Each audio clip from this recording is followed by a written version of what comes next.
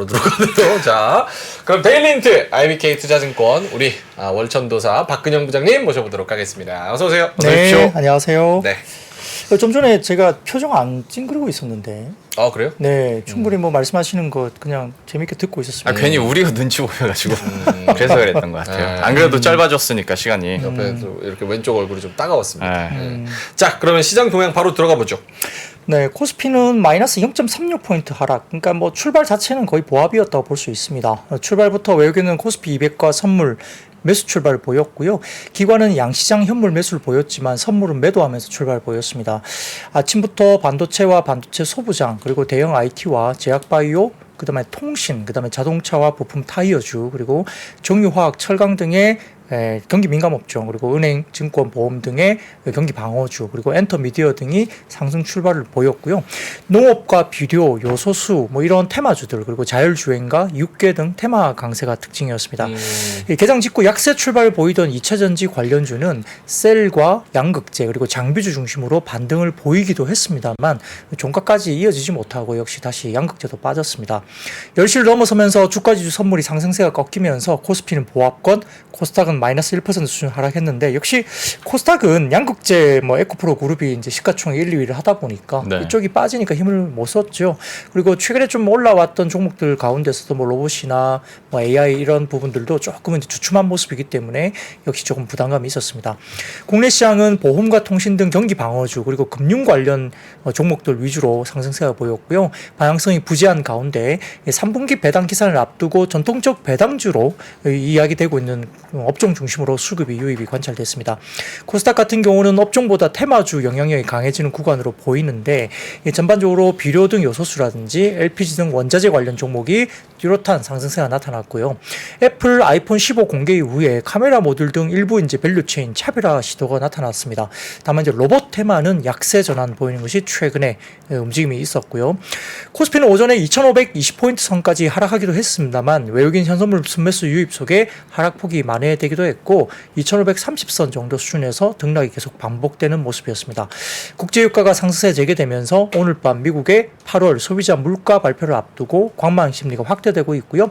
여기에 따라서 증시 움직임이 상당히 좀 제한적인 모습이었죠. 외국인은 코스피에서 전기전자와 철강, 운수장비, 금융, 통신을 매수입니다. 이 보면은 전기전자 계속적으로 사고 있죠. 네. 특히 이제 반도체 쪽 사고 있고 운수장비는 뭐 여러 가지 부분이 있을 거고 금융, 통신, 방어주 중심으로 들어가고 역시 배당주입니다. 중심적으로 매수가 들어오고 있고요. 화학이나 의약품, 운수 창고, 서비스 업종은 매도가 들어왔고 코스닥에서는 외국인들은 기계 장비 매수했고요. 반도체와 2차 전지는 일부 매도가 나왔습니다. 기관은 코스피에서 전기전자 역시 샀고요. 금융을 매수했고 화학하고 그다음에 이쪽 서비스 쪽은 매도가 나왔고 코스닥은 엔터나 제약 게임 일부를 매수가 좀 들어왔습니다. 부장님 혹시 궁금해서 오늘 외국인 현선물 매수 그 수급의 의미를 좀 둘 수가 있어요? 아니면 뭐 그냥 글쎄요, 뭐 오늘 하루만 갖고 말하기는 좀 힘든데요. 현물로 봐서는 지금 저희가 봤을 때 올해 연간 지금 그 삼성전자 등을 뭐 위시한 그 IT, 그러니까 특히 반도체를 네. 빼고 나면 다른 섹터는 올해 열 초부터 한 4조 정도 외국인이 팔았어요. 예, 예. 근데 전체는 13조를 올해 산 걸로 보이거든요. 네. 연 누적으로. 그러면 나머지는 뭘 샀죠? 삼성전자 위주로 샀던 거예요. 그러니까 이제 반도체, 삼성전자를 위시한 반도체를 빼고 나면 나머지 섹터는 그렇게 외국인들 사주고 있지 않다고 보시면 될 것 같습니다. 그리고 파생은 내일 이제 만기일이기 때문에 네. 또 이제 변동성이 좀 있을 수 있어서 포지션은 조금 더 지켜보셔야 될 필요가 있고요. 네. 업종별로 보면 아까 말씀드렸던 그 보험과 통신업, 배당 매력 부각되는 업종들 강세가 특징이었고 한화생명은 장중 10%대 급등하면서 8월 중순부터 굉장히 셉니다. 지금 한 2, 3일 정도 굉장히 강하게 올라오고 있고요. 통신업은 통신 3사 모두 강세가 보였고 오늘 현대차, 기아 등 자동차주 강세에 운수 장비가 상승세를 이었습니다. 이제 건설업은 현대건설과 GS건설 중심으로 일부 강세가 나타났고 반면 화학이 가장 부진했는데 특히 2차 전지 밸류체인 약세가 이어지면서 LG화학이나 SK이노베이션 등이 각각 하락했고요. 항공주 전반적으로 하락하면서 운수 창고업도 일부 부진했고 서비스업 같은 경우는 카카오 중심으로 약세 기록했으면서 전일 급등했던 넷마블은 오늘 다시 이제 단기 차익 실현 매물이 나왔습니다. 코스닥은 6거래일 연속 외국인 순매도 이어지면서 880선 정도까지 하락세를 보였고 특별히 주도하는 테마가 부재하면서 코스피 대비 언더퍼폼 했고요. 업종별로는 운송 장비나 부품 그리고 음식료 담배를 제외 제외하고는 전반적으로 약세입니다. 음식료, 담배도 방어 섹터의 업종이잖아요. 그렇죠. 네. 그쪽이 조금 더 견조했고요. 특히 이제 2차 전지나 제약, 반도체 쪽도 각각 하락세를 보인 것이 특징입니다. 에코프로 90만 원 깨졌습니다. 89만 9천 원. 2차전 전반적으로 좀 약세고. 자, 그러면 하나증권에서 나온 CPI의 프리뷰 어떻습니까? 네, 오늘 뭐 중요한 이슈이죠. 그래서 네. 간단하게만 좀 말씀드리겠는데요. 9월 FOMC에서 금리를 동결할 가능성이 상당히 높죠. 근데 이제 8월 CPI는 혼조세가 예상됩니다. 헤드라인 견조하고 연율화 기준 근원 물가는 3개월 연속 PCE 목표치 2%에 근접할 것으로 예상되고 있는데 아마 헤드라인 반등이 이제 조금 있을 걸로 보여요. 왜냐하면 작년에 이제 빠지기 시작했던 시점이었기 때문에 네. YY로 보면 헤드라인 쪽은 조금 추가 반등으로 나올 것 같은데요. 근데 이제 금리 인상 모멘텀으로 작용하기에는 그것만 가지고는 조금 쉽지 않다 봅니다. 노동시장 최근에 냉각이 좀 있고 그다음에 소비 위축도 주요 요인으로 볼 수 있기 때문에 네. 추가적인 금리 인상으로 보기에는 조금 어렵다 보입니다. 그래서 기대 인플레이션 고정화되어 있는 상황에서 소프트 코어에 집중할 가능성이 높다고 이제 판단한다고 하나증권에서도 코멘트를 냈습니다. 그래서 블룸버그 프리뷰로 따르면은 전반적으로 헤드라인은 전월비 플러스 0.6%로 전월 플러스 0.2%를 상회할 것으로 보입니다. 헤드라인은 전월비 MOM으로 그런 상황이고요. 네. 네. 근원 같은 경우는 전월비 플러스 0.2%로 전월과 동일할 것으로 이제 블룸버그스는 봤고요. 헤드라인은 전년비로 봐서는 플러스 3.6%로 전월 3.2%보다 조금 더 올라갈 거로 봅니다. 근데 근원은 전년비로 봐서는 플러스 4.3%로 전월 4.7% 플러스 대비 다소 좀 하락할 것으로 봅니다. 그러니까 헤드라인은 대부분 조금 올라가는 모습이고요. 근원 쪽은 조금 빠지는 쪽으로 조금 하향 안정화된다고 볼 수 있겠죠. 그래서 이런 부분들이 이제 이야기가 될 수 있는데, 근데 최근에 유가가 좀 올라가잖아요. 네. 그러니까 이게 조금 이제 걱정이 되는 분위기고요.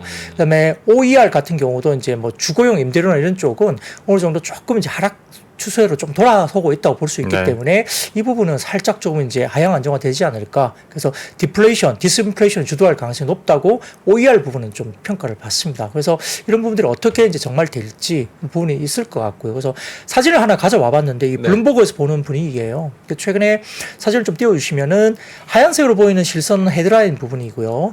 이제 그다음에 약간 붉게 보이는 것은 코어 부분입니다. 그래서 이게 보시면 코어는 확실히 이제 좀 버티다가 이제 빠지는 부분이 보이고요. 헤드라인은 약간 버티면서 살짝 고개를 드는 YY로 이게 좀 보이니까 오늘 어떻게 이제 이야기가 나올지는 한번 체크를 해볼 필요가 있겠습니다. 점선부터는 프로젝션이네요. 그러니까 미래의 예상치. 근데 꺾이는 추세라는 거는 또 명확할 것이다.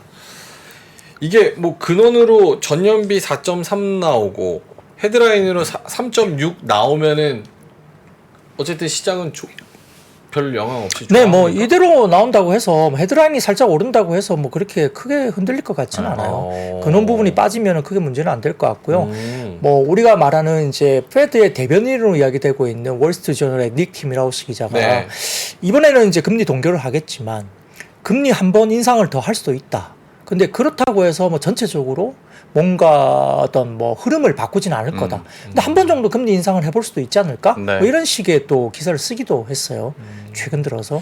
근데 그게 이제 큰 대세를 바꿀 것 같지는 않아요. 근데 이제 최근에 유가가 올라가는 부분들, 일부 그런 부분들이 보이기 때문에 한 번 정도 금리 인상을 할 수도 있지 않을까? 그러고 나서 페드가 좀 분위기를 볼 것이다. 이런 전망을 살짝 내놓기도 했거든요. 그래서 올해 이번 달 같은 경우는 이제 금리 인상을 하지 않을 걸로 보여요. 현재는 거의 90% 정도 육박하는 금리 네. 동결을 예상하고 있는데 그 이후에 그 다음 달에 올라올 때 금리 인상에 대한 1회 정도의 닉 티밀하우스 기자의 약간 언급이 있었는데요. 네. 그건 뭐 다음 이야기니까 우리는 그때 좀 다시 봐야 될 것 같습니다. 코어 CPI가 예상치를 크게 뭐 이렇게 벗어나지 않는 이상, 뭐 어느 정도 시장에서는 알고 있는 거기 때문에, 근데 말씀해주신 것처럼 CME 패드워치에서도 12월에서는 25bp 인상 확률이 지금 한 40%까지 나오니까 그건 한번 봐야 될 텐데, 사실 그것도 우리 다 알고 있는 거잖아요. 네. 이 정도 반영이 된 거니까 한번 지켜보도록 하겠고, 업종별로 바로 넘어가 보도록 하죠. 요거 근데 채팅창에서 네.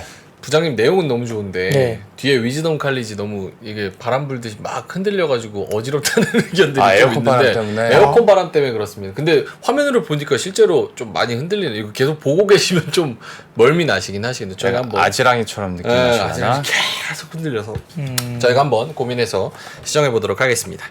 자, 그럼 업황 반도체 네. 업황 회복 기대감.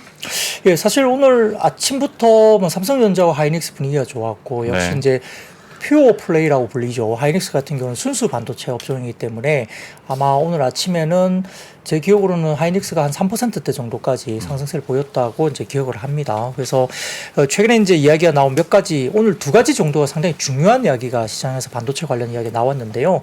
우선은 이제 KB증권에서 이제 전날 보고서를 통해서 메모리 반도체 시장이 4분기 말부터 공급 축소에 따른 수급 불균형이 현실화되면서 아마 내년부터 상승 사이클의 기울기가 굉장히 가파르게 전개될 것이다. 그러니까 KB증권은 IT 섹터 관련해서는 좀 굉장히 공격적으로 좀 이게 리포트를 좀 내는 편이긴 합니다만 예. 아무튼 내년에 상승 사이클이 된다는 이야기는 사실 어느 누구도 좀 반박을 하지 않고 있는 분위기긴 합니다.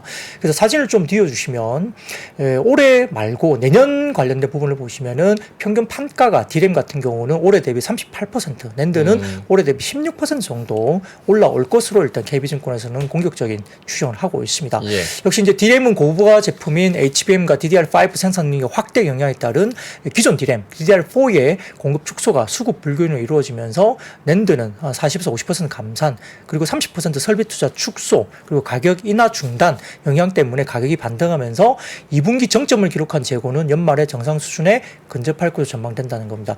사실 뭐 재고 같은 경우도 한 5월 이후에 어느 정도 정점을 찍고 최근에 재고가 빠지고 있는 게 모습을 보이고 있기 때문에 네. 확실히 좀 추정치로 봐서는 재고가 어느 정도 정상화되고 있는 모습으로 보이는 것으로 볼 수 있습니다.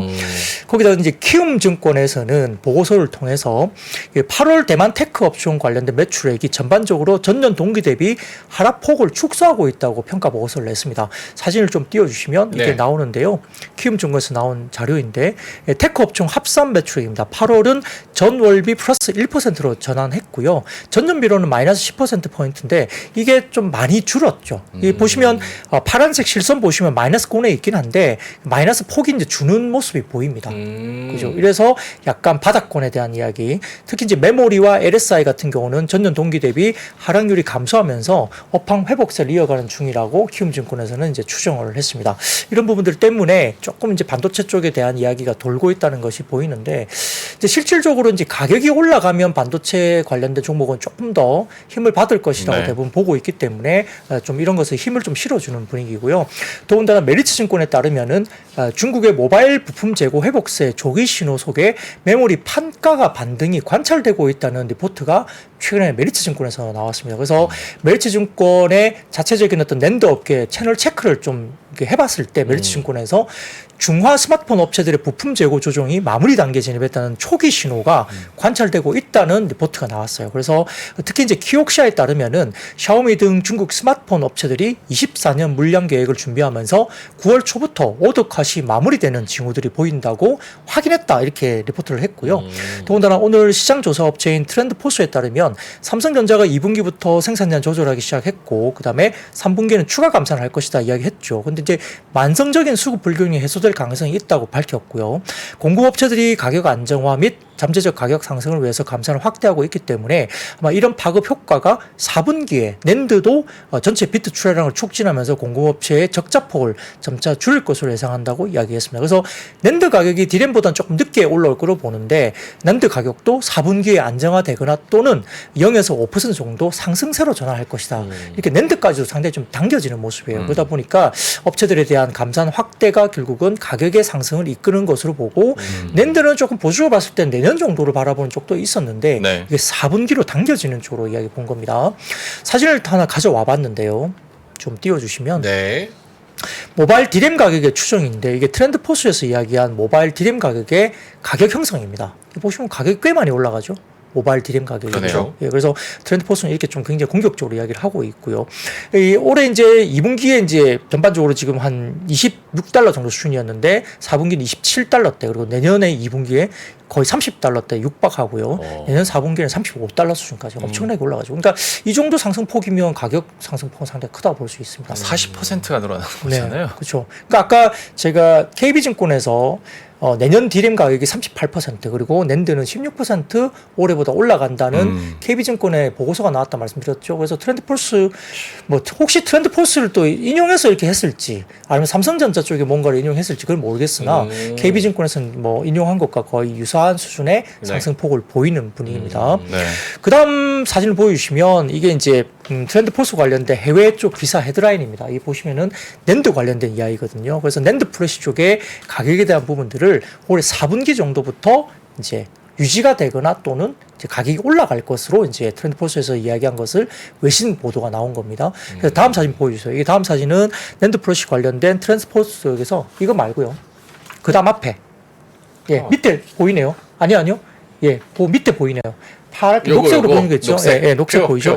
표 보시면 녹색 쪽에 제일 오른쪽 보시면 4분기가 나올 거예요. 4분기 턴어라운드. 그래서 업 해서 0에서 5% 업으로 봤죠. 그래서 4분기에 이 낸드 프레시가 0에서 5% 정도 플러스권으로 이제 가격이 올라간다고 추정을 한 겁니다. 그래서 굉장히 중요한 포인트예요. 그러니까 이제 우리가 낸드든 뭐 디램이든 가격이 올라야만이 이제 지금 반도체 관련 쪽은 한 단계 레벨업을 한다라고 대부분 다 평가를 하고 있기 때문에 이 부분도 정말 현실화될지 이렇게 된다면 주가 부분이 조금 움직일 수 있는 여지가 된다고 볼 수 있습니다. 요거는 하이닉스한테 좀 더 호재입니까? 그렇죠.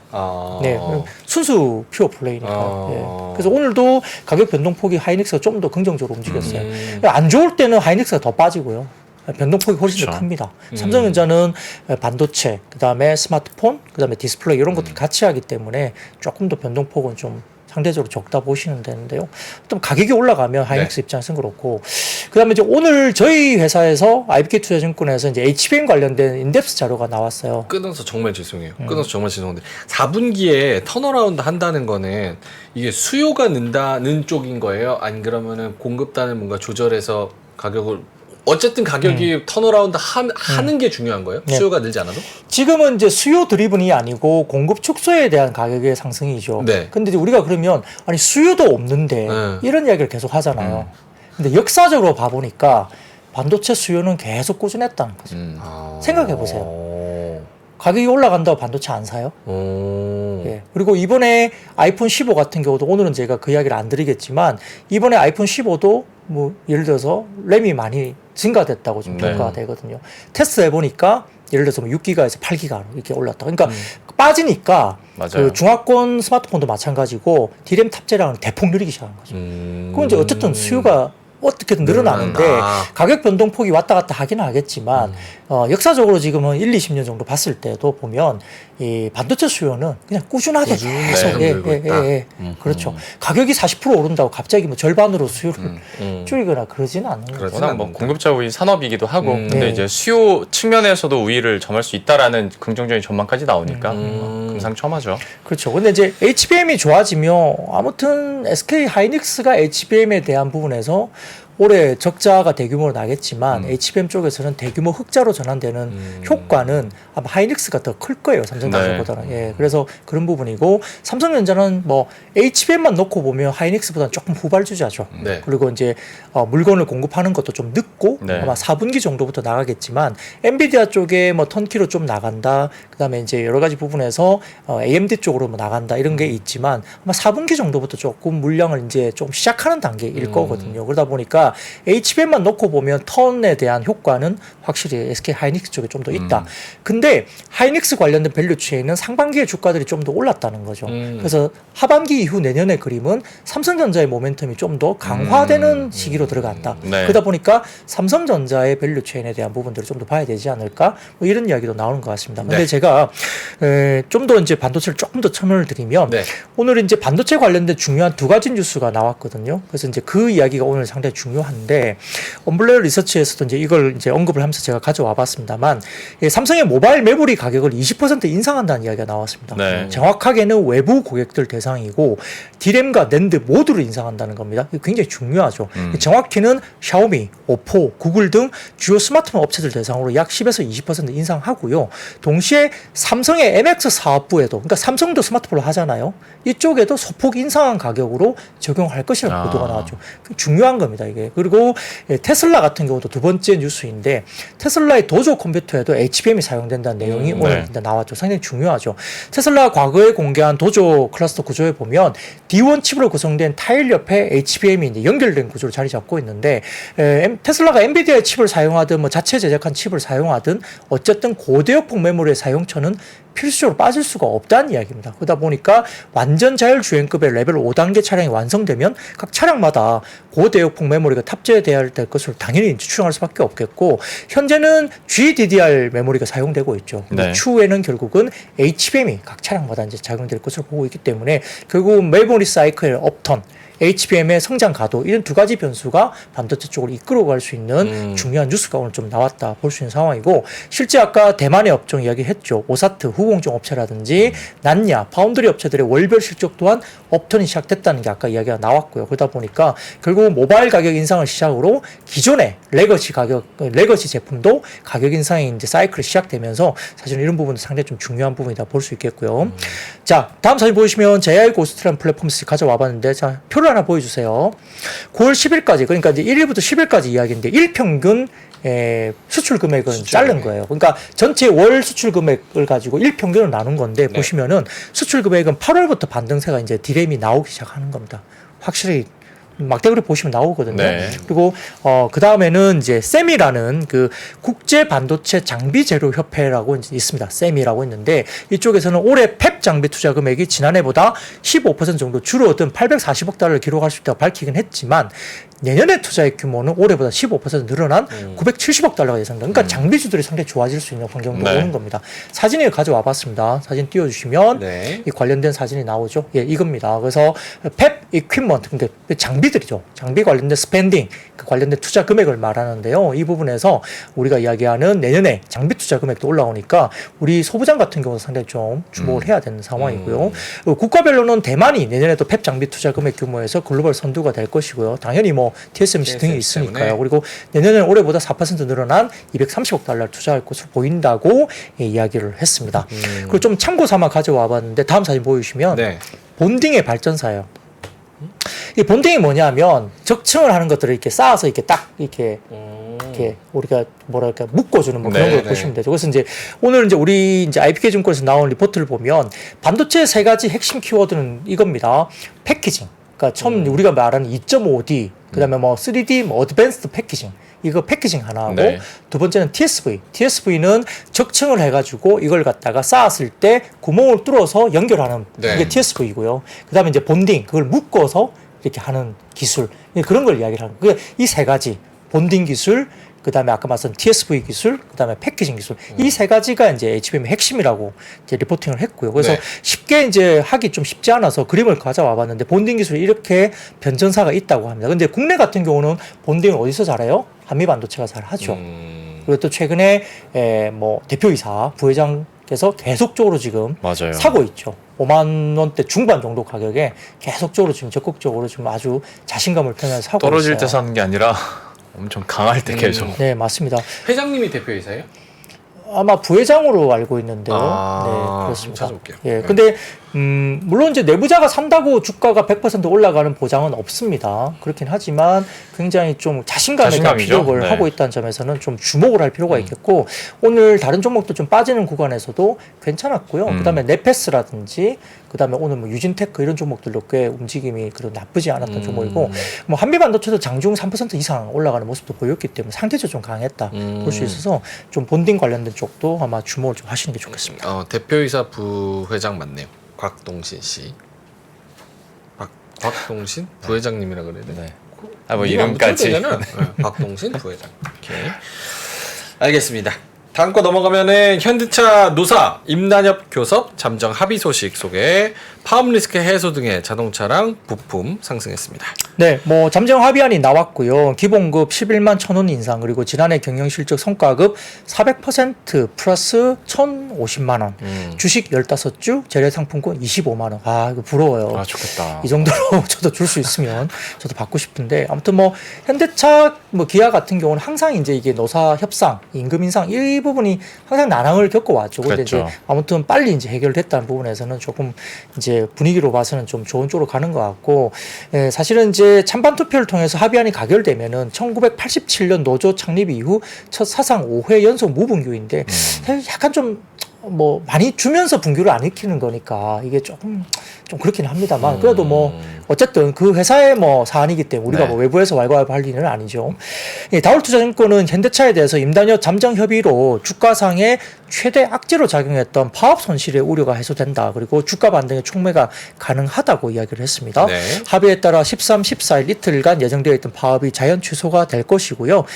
그리고 올해 3분기 판매 볼륨은 100만 대로 예상되면서 강력한 어닝 모멘텀이 기대된다고 다올투자증권은 긍정적 이야기를 냈어요. 그러다 보니까 오늘은 완성차도 좋았고 그다음에 부품차도 괜찮았어요. 근데 부품차 좋았던 건 또 이야기를 하겠습니다. 그래서 이제 사진을 먼저 가져와 봤는데 다올투자증권의 이야기인데요. 자, 현대차 주가와 2014년부터 2018년 사이에 발생한 노사 분규 분위기예요.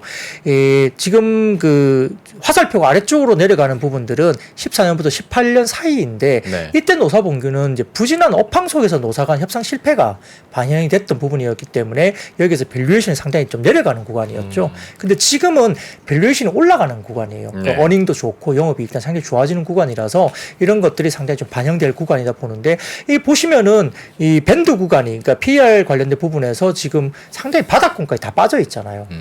그렇죠? 네. 주가 흐름이 거의 밴드 하단까지 다 내려와 있어. 예. 근데 이제 업황은 업턴으로 가고 있는 분위기에서 이렇게 밴드까지 빠졌기 때문에 반등이 나와야 된다는 이야기이고요.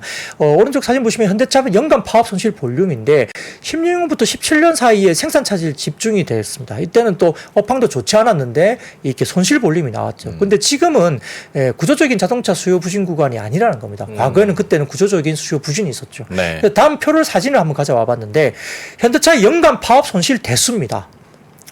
2014년부터 쭉 표가 만들어져 있는데 보시면 14년도는 생산차질 대수가 4만 대가 넘어요. 그리고 2016년도는 14만 대 이상 생산 차질이 나왔습니다. 그죠? 근데 그때 영업이익은 뭐 7천억에서 6천억 정도 수준이었죠. 5천억, 6천억, 7천억 수준인데 지금 네. 보세요. 뭐 작년에는 뭐 9천 엄청나죠. 아닙니다. 7조 5천입니다. 죄송합니다. 7조 10억 기준이죠. 예.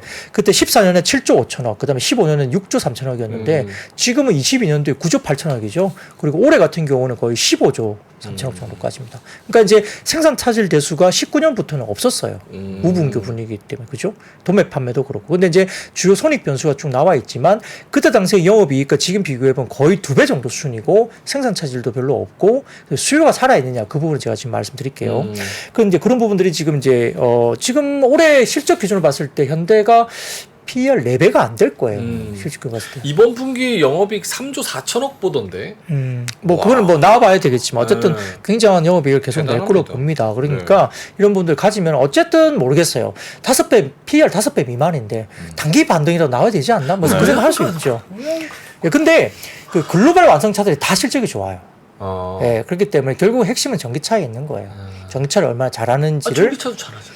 예, 마켓쉐어가 독보적으로 막 올라오는 부분들은 아직까지는 조금 물론 이제 전기차 부분의 마켓쉐어가 11% 넘어가는 부분들이 보이는 것은 일본 차량이 조금 부진하면서 올라오는 게 보이잖아요. 근데 이제 그게 MS가 뭐 13, 14, 15 이렇게 올라가면 분명히 프리미엄을 받을 거예요. 근데 이제 그런 모습들이 이제 지금 초입 단계이거든요. 그러니까 그걸 좀 보여주느냐가 사실 관건이긴 합니다.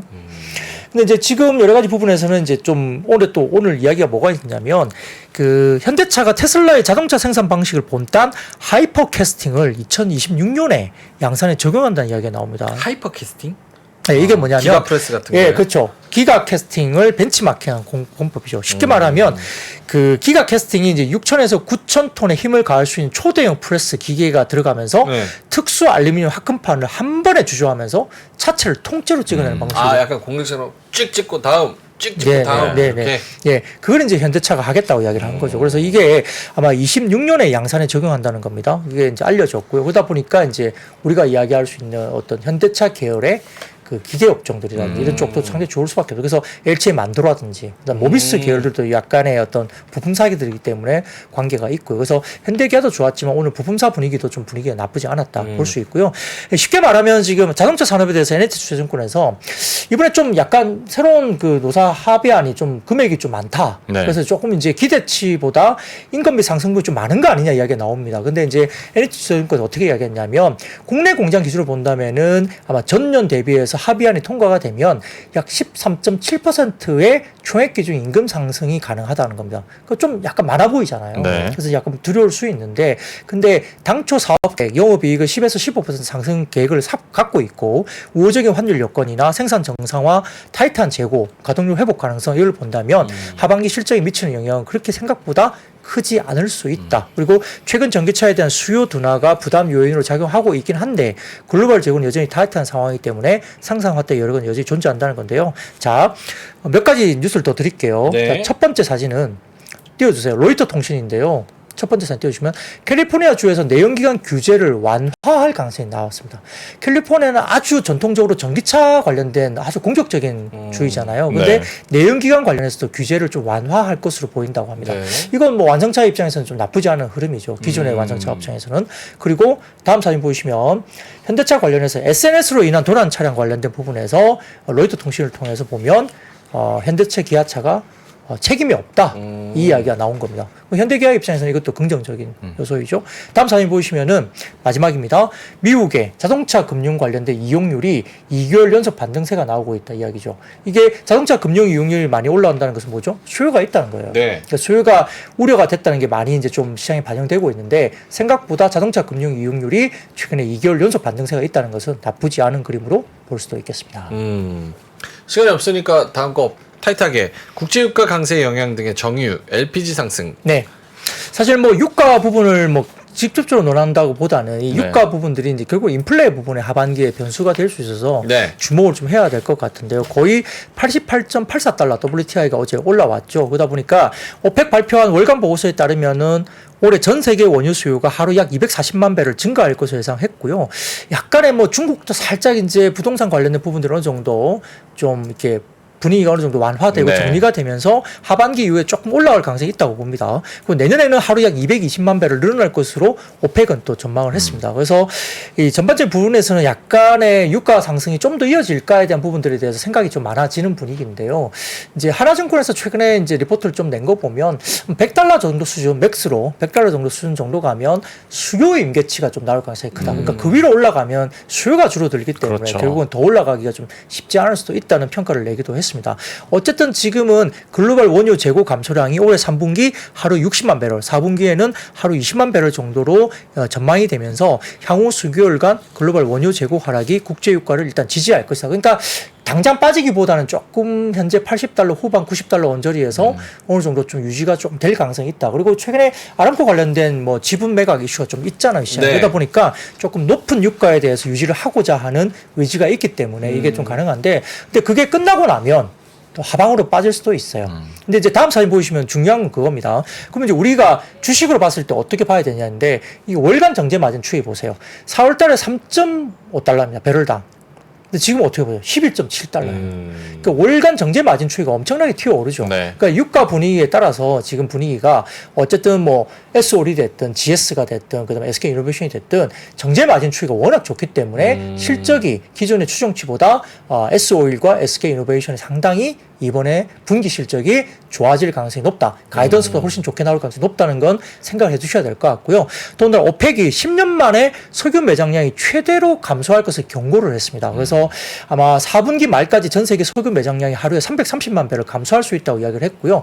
블룸버그에서도 역시 이제 같은 이야기로 최대 공급업체인 사우디아라비아의 어떤 결정에 따라 이 부분이 좀 이야기될 것이라는데, 다음 사진 하나 더 보여주시면 뱅크 오브 아메리카 결국은 유가가 최근 10년 내 최고 수준을 기록하고 있는데 원유 재고가 지난 40년 최저 수준을 기록하고 있어요. 원유 재고가. 그러니까 이것도 중요하고요. 그다음에 이제 파레토라는 쪽에서 이제 가져와 봤는데 다음 사진 보시면 미국의 최근에 US 리그가 급격하게 하락했습니다. 근데 이렇게 많이 이제 유가 올라가니까 다시 바닥치고 올라오죠. 그럼 어떻게 되죠? 리그가 수가 많아지면 뭐죠? 유가에 대한 상방을 좀 막아주시는. 그러니까 이제 지금 최근에 유가 많이 올라가는데 조금 높게 형성이 되겠지만 여기서 엄청나게 많이 치고 가기에는 리그 수 증가가 지금 고개를 들고 있고, 그다음에 수요에 대한 어떤 저항이 100달러 선 정도까지 올라가면 수요 저항이 있기 때문에 조금 상방은 좀 제한적으로 볼 수 있다. 그래서 그 정도 선에서 일단 생각하시면 될 것 같고, 미국은 지금 전략 배출률을 72에서 73달러 수준에서 매입하기 시작했습니다. 그러니까 뭐 약 한 70달러 정도 수준에서 하방. 그다음 상방은 90달러에서 뭐 그 정도 수준 정도에서 왔다 갔다 할 가능성이 높다 볼 수 있겠습니다. 알겠습니다. 유가가 또 어디까지 또 가는지 네. 그것도 또 향방을 또 지켜봐야 되고 그에 따른 산업 영향까지 말씀을 해주셨습니다. 자, 그러면 데일리 인트 IBK 투자증권 박근영 부장님은 여기서 인사를 드리도록 하겠습니다. 오늘 수고하셨습니다. 네, 고맙습니다. 고맙습니다. 장 시작 전부터 종료까지 쏟아지는 수많은 뉴스와 정보들. 이 중에서 어떤 것이 투자에 정말 도움이 되는 정보일까요? 3프로의 증시 셔터맨 박근영 마스터가 직접 정보를 선별하고 투자의 힌트를 드립니다. 시간도 아끼고 투자 아이디어도 얻는 시간, 박근영 부장의 마켓 힌트와 함께 하세요. 자세한 사항은 3프로 TV 앱과 홈페이지를 확인하세요.